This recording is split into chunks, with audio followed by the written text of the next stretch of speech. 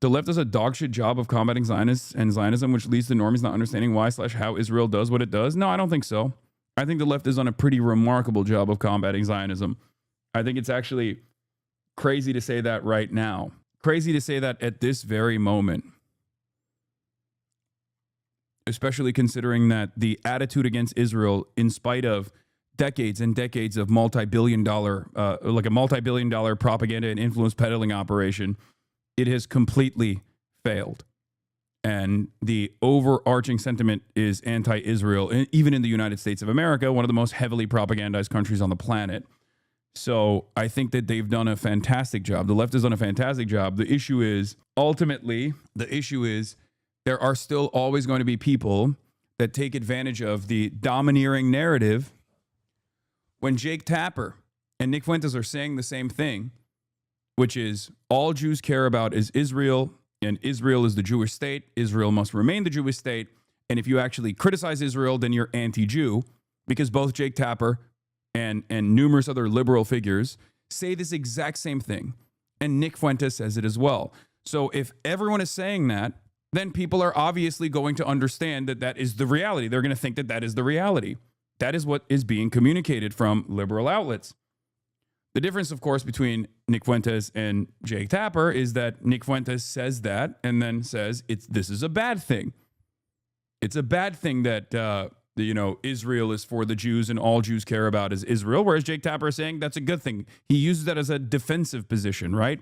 And for the longest time, due to how controlled the media narratives were when it came down to issues that are pertinent to American State Department goals, that worked. There was an environment of suppression. There was an environment of self-censorship. I myself have engaged in that self-censorship in an effort to make sure that I don't get fucking censored or dominated or lose my platform.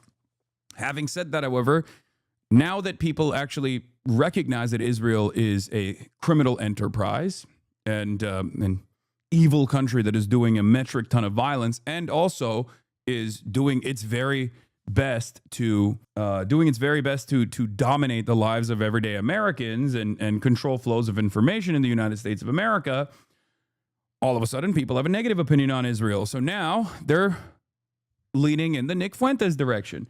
But ultimately, they have been taught that everyone has been taught in the United States of America that no matter what, Israel's for the Jews, all Jews are Zionists, all Jews care about is Israel, and that if you criticize Israel, you're anti-Semitic.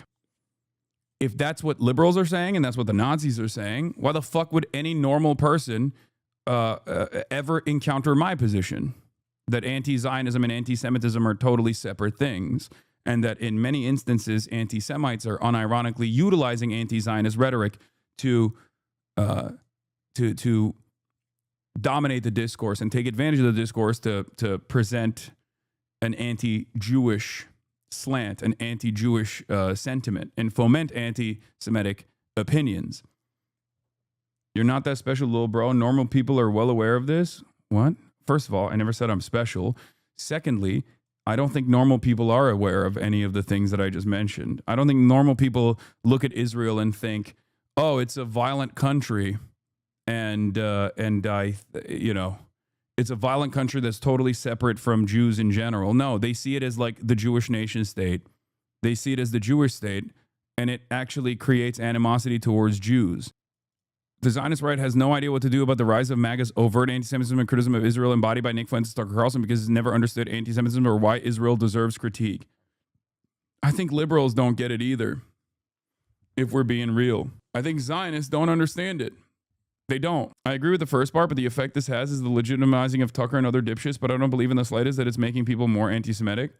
No, I think there's nascent bigotry in the hearts of many Americans, right? Especially towards a group of people that they've never personally encountered.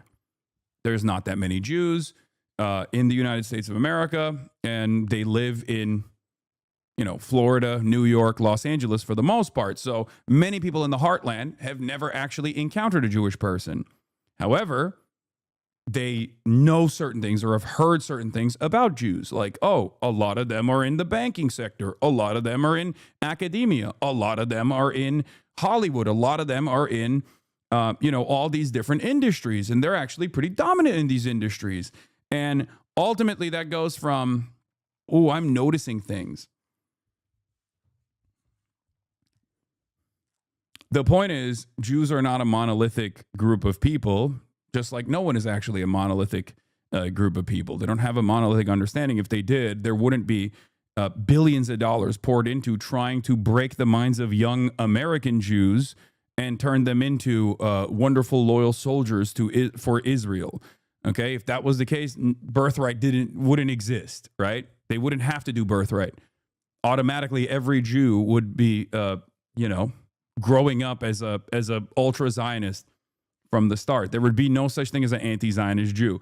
It doesn't work that way, right? The problem is there are plenty of Zionist Jews that turn around and say, no, you don't understand. If you're criticizing Israel, you're criticizing Zionism. If you're saying you're anti-Zionist, you're criticizing all Jews because all Jews are Zionists. Well, you're a fucking idiot for saying that. Not only is it untrue, but you're also a fucking moron for saying that, because everybody that hears that goes, okay, I guess I'm anti-Semitic then. Like people don't understand how quick that turn is for people, especially once they decided Israel is bad, once they realize that Israel is bad. The problem is Zionist Jews are pushing anti-Semitic stereotypes. Oh, 100%. Somebody like Jews control. Like this Sarah Hurwitz literally is a speechwriter for the Obama team, okay? She wrote many of Michelle Obama's speeches. She is a liberal in every sense of the word, but she's also incredibly pro-Israel, okay? She's incredibly pro-Israel. She is a prominent Jewish person in American politics, right? So when you hear her say shit like this, what the fuck is the expectation from the average cornbread, Iowan who has never really encountered a Jewish person? They hear stuff like this and they basically go, oh, okay, so I guess Jews do control the media. I guess Jews do control the banking industry. And I guess Jews are, dominating American politics. Hollywood. Right, because, you made us do that. I don't, it's like, I guess I would just gently push back on the idea that Jews have power in America. I think we have tremendous status. I think we have, we've certainly achieved, tremendous professional and cultural achievement. We certainly have achieved, wealth and professional success. But I don't necessarily know, we're 2% of the population. So if the majority turned against us, I'm not totally sure what we would do, right? I'm just thinking about power in very kind of practical ways. We definitely have power in Israel, as a state, right? But I don't necessarily think Israel is the most powerful state in the world or all powerful. I think it's often kind of deemed the source of all the world's problems, and whereas this is a state the size of New Jersey. It's not. I know we think it's very important. I certainly think it's important in the scheme of the world's thing. I would probably focus more on China, Russia, Iran. I think the obsession with Israel is it's a reflection of very old historical ideas about Jews. But I think I certainly think you're right. What you're alluding to with there is this trend in history to say there is this disgusting thing, and Jews, you have to do this disgusting thing because you can't do anything else. We're not going to let you do anything else. You're going to do this disgusting thing. And then when you do it, we're going to call you disgusting. So, okay, you can't, centuries ago, Jews were not allowed to be in guilds. They were barred from many professions, but they were allowed to do money lending, which was considered disgusting. And so they did. And people said you were disgusting money lenders, and they developed skills in finance. And so they became quite accomplished in finance and banking. And part of what she's saying is not untrue. And then part of what she's saying, especially because it's still paired up with a pro-Israel sentiment, is also ridiculous. Okay. If she were to say oh, Jews have been pushed into, Jews were not allowed to tend the land or own any land. So they were pushed into banking because they were allowed to do usury, as opposed to Christianity and Islam considering usury to be a sin or whatever. There is a historical assessment here that's not untrue, right? Jews are pushed out from other sectors, and then they get into sectors where they make do, and then people turn on them, and then shift the blame and responsibility over to Jewish domination or whatever the fuck, right? That assessment is not necessarily untrue. That assessment is not wrong. It's just that when you tie that to like a pro-Israel sentiment at a time when everyone is anti-Israel, then it comes across like you're saying that Jews are dominating these sectors and it's good, and we're going to use that power to keep cutting pro-Israel propaganda, which is how people see it, how a lot of people see it. So you're basically leaning into you're blurring the lines between anti-Semitism and anti-Zionism, but from a pro-Israel position. We were kind of said like, oh, you guys are disproportionate in finance and banking, right? Because you made us, right? Decades ago in America, Jews were pushed out of the more kind of classy art forms of like theater and publishing and told, you guys, there's vaudeville, which is kind of like, crass down market. Like that's the only thing Jews can do. So they're like, okay, I guess we'll do that. And it's like, oh, you're disgusting. But then they developed into Hollywood. And suddenly it's like Jews control Hollywood, right? Because like you made us do that. I don't, it's like there is something to it that's a little bit cruel. This idea that like you've succeeded in this thing that we forced you into, and now we are going to condemn you for that. And that I just feel like, yikes. For sure. But look, we are not a powerless people, right? We have power in Israel. We have nuclear weapons and an army. Whatever. Yeah, this is pretty funny though. Yeah, it's everything that Sarah Hurwitz has been saying is basically Norman Finkelstein's entire life's work. Okay, like Norman Finkelstein has written extensively about virtually everything that Sarah Hurwitz says, whether it be like the way that like Holocaust education is paired up with pro-Israel sentiment, all this stuff, like weaponizing the traumas or the horrors of the Holocaust to justify Israel's violent existence, all this stuff. Like she basically just says it out loud over and over again. And I think for the longest time, if you were to have these conversations, especially in the rooms that she's having these conversations, no one would fucking bat an eye because no one would really hear about it or no one would care about it. And the reason why no one would hear about it or care about it is because either people just didn't know anything about fucking Israel or thought Israel was a force for good because that's all they learned. But now that people don't think Israel's a force for good, doing this kind of propaganda unironically foments anti-Semitism. Because people go, what the fuck? What is this like high profile Jewish person saying right now? I sometimes get this weird gaslighting where people say, oh, okay, Sarah, you're saying that college kids can't criticize Israel. Well, look at you censoring free speech. I'm like, I would love people to be criticizing Israel. I would love them to be having a debate. But, no, you won't. From water to water, Palestine shall be Arab. That's not criticism any more than from water to water, Israel shall be Jewish is criticism. It's eliminationism. It's that's not. Yeah. Liberal Zionism and the extent of liberal Zionism, which is totally avoiding that is what Israel is doing currently. Water to water, all that will be Jewish is literally the Likud charter. And what Benjamin Netanyahu time and time again said is the initiation of the Eretz Israel, Greater Israel project. That's not a criticism. Jews are Israelis are Nazis is no more a criticism than Palestinians are terrorists. Those are just Anyway, I can't get over the Sarah Hurwitz video. She was a speechwriter for the Obamas, but she sounds exactly like some genocidal settler in the West Bank, and people in the audience applaud. Yeah.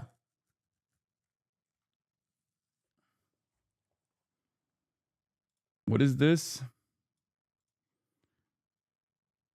Yeah, here's one more Sarah Hurwitz video.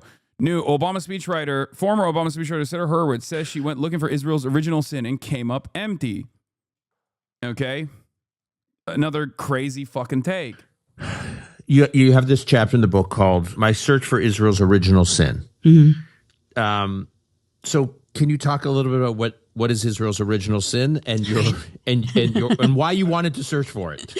So, my first book, I was talking to a Jewish communal leader, telling her about the chapters on ethics and God and Shabbat, on and on. And she looked at me and she said, and the chapter on Israel? And I had this long thing about, no, and it's distracting, la, la, la. And she looked at me and she goes, well, that's a cop-out. And the truth is it was. I felt a lot of anxiety about Israel. It seems so complicated. And I hate to say this now, but I think on some deep level, I had a feeling that there was something probably fundamentally problematic about Israel's founding and existence that if I did enough research, I would discover and I would not be able to defend. And that you would be part of the general agreement. Exactly. Like I was actually, which is just, I'm so embarrassed by this now. It is such a painful thing to admit. Sarah, this is what we're dealing with. I hear this all the time. So you're just saying it out loud from people who otherwise just say it quietly or in small, groups. As I did the research, I was like, you know what Israel is, Dan? Okay, I'm going to say something shocking and wild. Brace yourself. It's a country.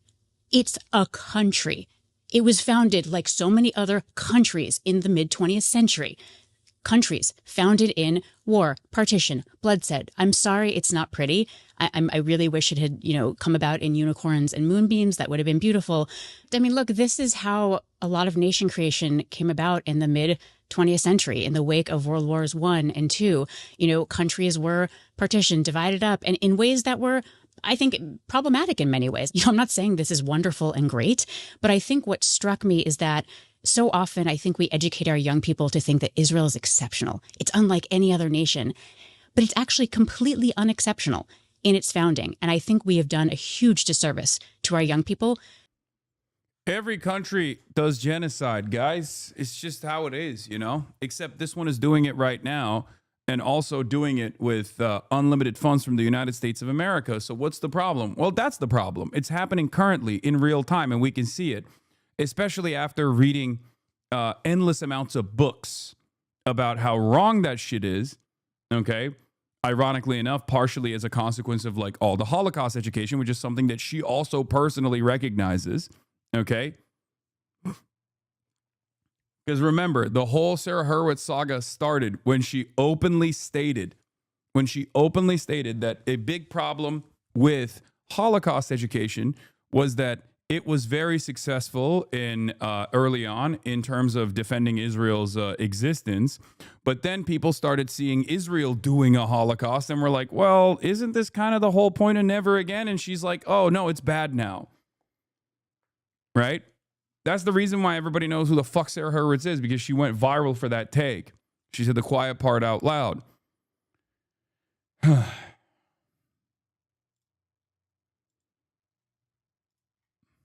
When we have failed to educate them about how Israel is a country, and we have failed to normalize Israel for our young people. We have failed to say, like, here's a bunch of really unpleasant facts about how Israel was founded, and also those same facts apply to these other many, many countries. Let's go through those as well.